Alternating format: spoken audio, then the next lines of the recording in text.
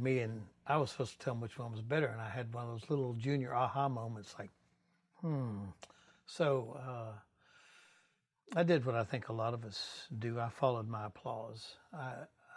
If people said, "Wow, that's a really nice piece of art," well, I wanted to, keep being part of something that helped me feel good about myself, right? Because nobody, I was like always the last one picked to play football or basketball or anything like that. So art fit really well into my life. But you weren't always an artist for your profession. No. But I was always an artist. In retrospect, looking back, as I say, it makes all makes sense. But in college, going through elementary, junior high, high school, and college, I always would volunteer to do art for Christmas or Thanksgiving or for concerts or anything, because I wanted to, it was an interesting little way to serve with the talent that you've been given, right? And in college, I started out in architecture, and I kind of fit in, kind of didn't. Went to engineering, did not fit in. So I graduated with a Bachelor of General Studies, just so I could finish and say I completed, because I had so many hours from so many diverse areas. So, and then the journey of becoming an artist actually really started, because I had forsaken the traditional view of what was expected of me with a brilliant engineer father.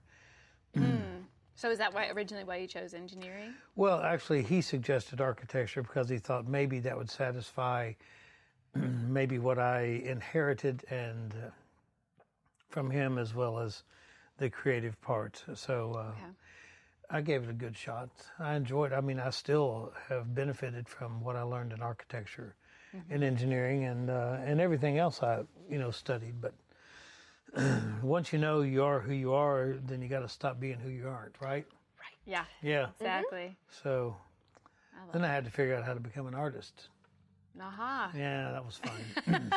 So college, I took only, I think, 4 art classes, and wow.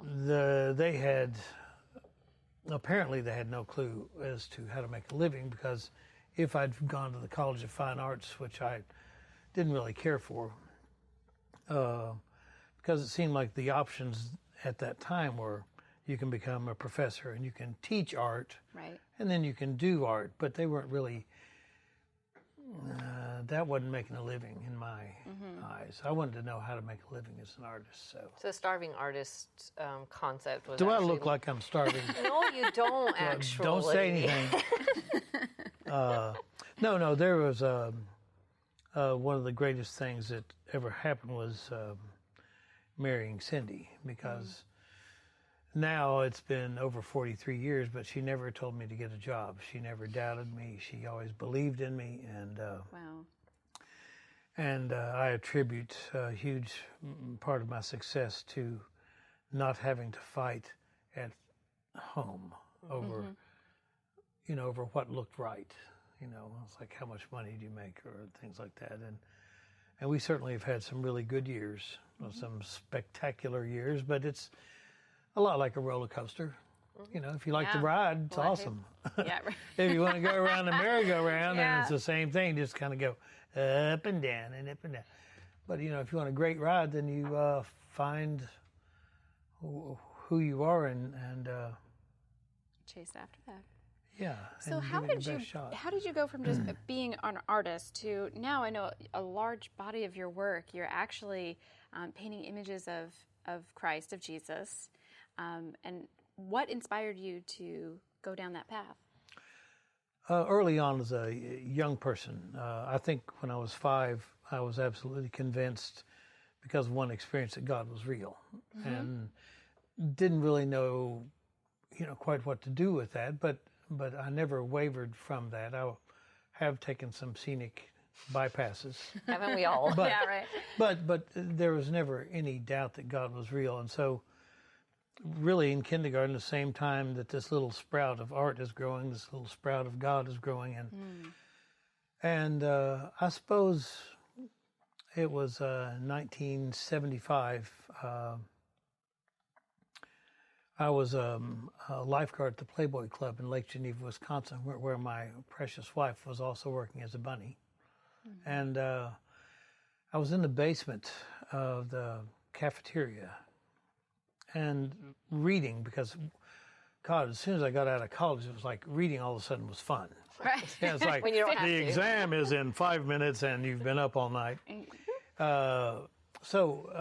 know, and I'd always loved different aspects of spirituality, and I was always more interested in trying to find what we had in common than finding out what our differences were, which always has that us and them mentality, and you know, we do it right and you do it wrong. And so by the time I'd gone to college, I'd probably been to 15, 20 different churches, synagogues, stuff with my friends in high school. And then by the time I was in college, I became an ordained Buddhist.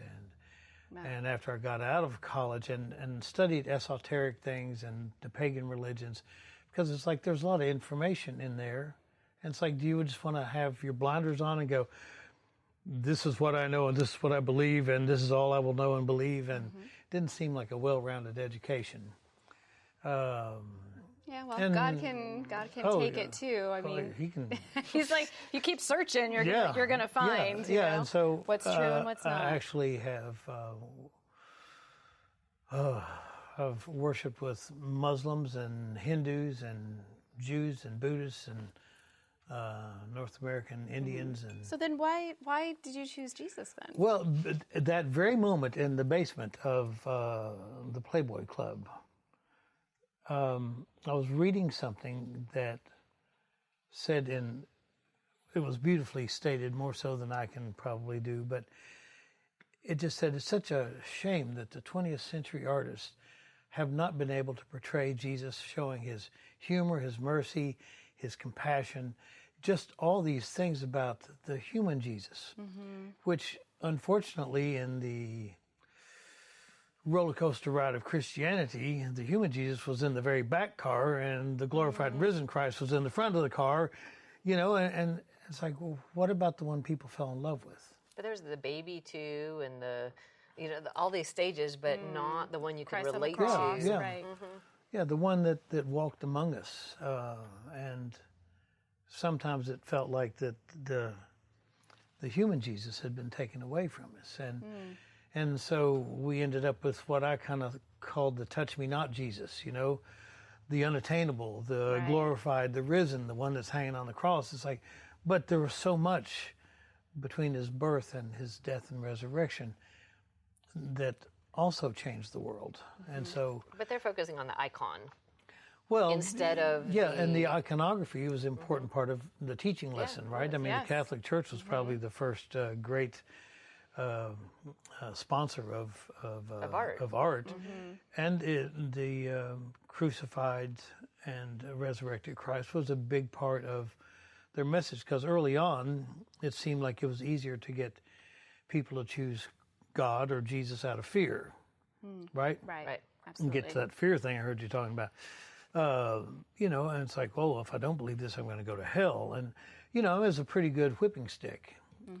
But the more people know the human Jesus, the more you realize how much mercy compassion. and compassion actually trump judgment. Yes. Because mercy always has the last card.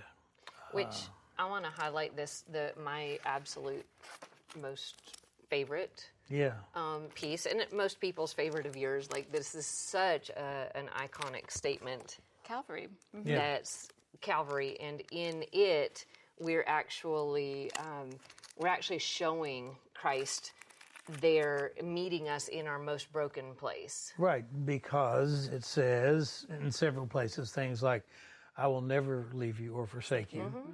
And in all of your afflictions, I am also afflicted. And neither height nor depth nor anything will interfere with my love for you. Like, there's so many places where he shows us.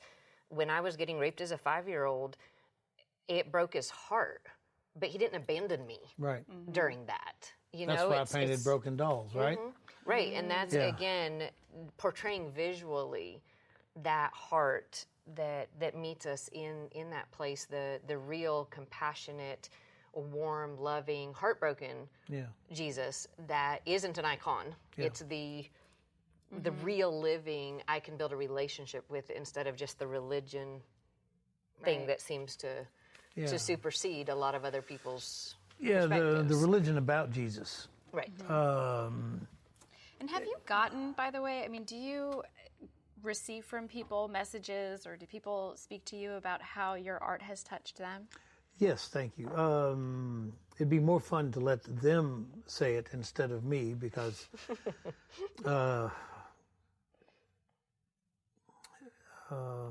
it has made every struggle worthwhile. It has made every sacrifice just a down payment on the life I want to live. And some of the stories are truly remarkable. My favorites are just simply that people feel like they're getting to have an experience with Jesus the man.